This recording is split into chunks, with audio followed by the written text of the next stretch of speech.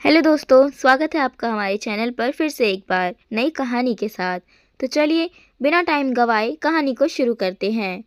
अरे गीत, इधर भी दे दो नाश्ता, ध्यान कहाँ रहता है तुम्हारा। यह कहते हुए कावेरी जी अपनी बेटी की सास शोभा जी से कहती है।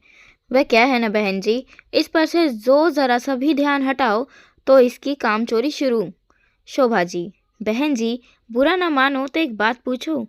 वैसे यह आपका घरेलू मामला है, कहना तो नहीं चाहिए, पर फिर भी बिना कहे रह भी नहीं पा रही हूँ। कावेरी जी, हाँ हाँ कहिए ना बहन जी, यह भी आपका ही परिवार है, जो भी मन में है बेझिझक कहिए। शोभा जी, आपकी दो बहुएं हैं और अब तीसरी भी आने वाली है। मैं देख रही हूँ आप हर काम में अपनी छोटी बहू को ही आवाज़ लगा रही हैं, जबकि आपकी बड़ी बहू बस घर के इधर से उधर घूम रही है और उधर छोटी बहू को सांस लेने की भी फुर्सत नहीं। कावेरी जी, ओह नहीं, ऐसा कुछ नहीं है। वह क्या है ना, छोटी बहू हर काम बड़ी जल्दी से निपटा लेती है, वही काम बड़ी बहू काफ़ी समय लगाती है। दरअसल बड़ी बहू को काम करने की आदत नहीं है ना, वह काफ़ी बड़े घर की बेटी है। वह तो यहाँ अपना काम भी कर लेती है, वरना उसके मायके में तो उसके काम के लिए भी अलग से नौकरानी थी। और वहीं छोटी बहू के माता पिता तो बचपन में ही चल बसे थे। चाचा चाची ने पाल पोस कर बड़ा किया और बदले में घर का सारा काम करवाते थे, इसीलिए उसे कामों की आदत है। बस इसीलिए आप ये सब छोड़िए ना, चलिए हल्दी का समय हो रहा है, समीर को हल्दी लगाना है। फिर सभी हल्दी की रस्म में व्यस्त हो जाते हैं।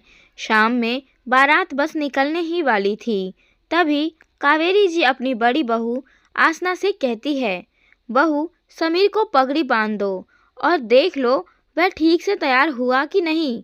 शोभा जी, गीत तुम भी जाओ, आखिर देवर को पगड़ी बांधने का हक तो भाभीियों का ही होता है और नेक भी पाने का, मोटी रकम लेना, यही मौका है, छोड़ना मत। यह कहकर शोभा जी हंस पड़ी। कावेरी जी, अरे नहीं नहीं, गीत वहाँ क्या करेगी, वहाँ आसना कर लेगी, उसकी ज़रूरत तो वहाँ बाहर है, मेहमानों को कौन देखेगा। चलोगी तुम मेरे साथ। शोभा जी, यह क्या बोल रही हैं आप बहन जी, बाहर मेहमानों के लिए भाई साहब कैलाश मनोज संदीप है ना, वहाँ घर की बहू का क्या काम। बेचारी यह तो अभी तैयार भी नहीं हुई है, बारात निकलने वाली है, ये कब तैयार होगी। गीत तुम जल्दी से समीर को पगड़ी बांधकर तैयार हो जाओ, हम सब आखिरी वाली कार में चलेंगे। कावेरी जी, अरे बहन जी आप खामखा परेशान हो रही हैं, गीत आ जाएगी पीछे से मनोज के साथ बाइक पर, कौन सा हमें बहुत दूर जाना है। गीत, हाँ आंटी जी मैं आ जाऊंगी, आप लोग तैयार हो चुके हैं तो आप सब साथ में निकल जाओ, घर को अच्छे से बंद करके भी तो जाना है, किसी को तो होना चाहिए ना।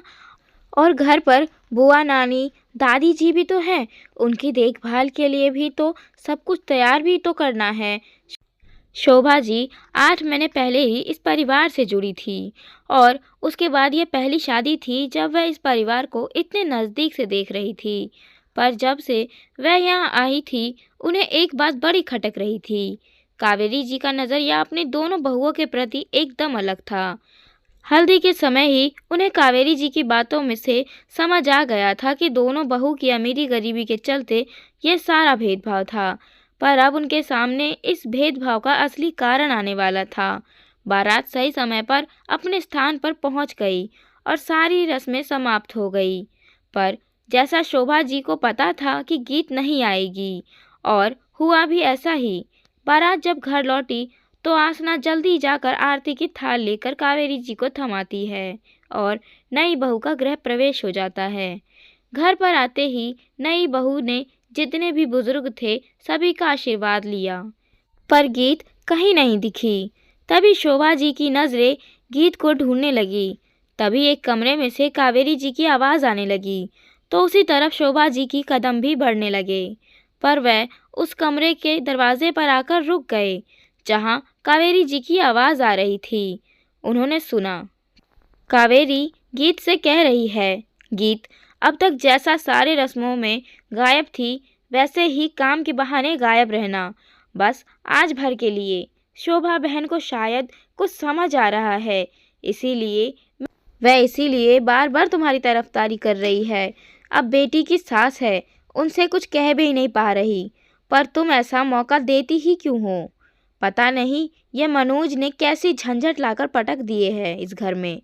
अगर वह एक बार शादी से पहले बता देता ना कि वह एक ऐसी भाग्यहीन लड़की को ब्याहने की सोच रहा है जिसने पैदा होते ही अपने माँ बाप को खा लिया और 2 सालों में पिता को, उसे तो तभी बता देती। ऐसी लड़कियां किसी के घर के लिए शुभ नहीं होती।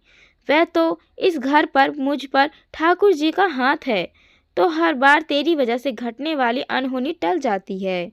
मुझे आज भी याद है, राधा की शादी में जैसे ही तूने उसे हल्दी लगाई, तभी जमाई जी के एक्सीडेंट की खबर आ गई। भगवान, यह सब सोच कर ही रूह कांप जाती है। इसीलिए तो तुझे इस शादी की रस्मों से दूर रहने को कहा। एक बार यह सब काम निपट जाए, पंडित जी के पास जाना पड़ेगा। वही बताएंगे कि इस भाग्यहीन कुलक्षणी से इस परिवार की सुरक्षा कैसे किया जाए। इसी शाम नई बहू की मुंह दिखाई की रस्म होनी थी। नई बहू आसना और राधा के साथ आ रही थी। अचानक शोभा जी राधा को कहती है, राधा, नई बहू से दूर हटो, शुभ काम से तुम दूर रहो, कितनी बार बोलूं? यह बात सुनकर वहां बैठे सभी लोग हैरान होकर एक दूसरे का मुंह देखने लगते हैं। फिर कावेरी जी कहती है, बहन जी, आप ये सब क्या कह रही हैं? शोभा जी, अरे बहन जी, आपको नहीं पता, जब से राधा ब्याह कर हमारे घर आई है, बस हादसे ही हो रहे हैं। पहले संदीप के दादाजी चल बसे, फिर मेरा ऑपरेशन, फिर मेरी नानी अस्पताल में चली गई और फिर बहुत कुछ। तो हमने पंडित जी से इस बारे में बात की। उन्होंने कहा आपकी बहू बड़ी ही भाग्यहीन है, उसके कारण ही आपके घर से अच्छे भाग्य चले गए हैं, तो इसे पूरे 2 साल तक किसी भी शुभ कार्य में सम्मिलित मत होने देना। अभी अभी फ़ोन आया था उनका, कल तो बिना जाने ही अपने भाई की शादी में चली गई, पर अब सब कुछ जान गई हूँ, तो फिर कैसे कोई अनहोनी होने दे सकती हूँ?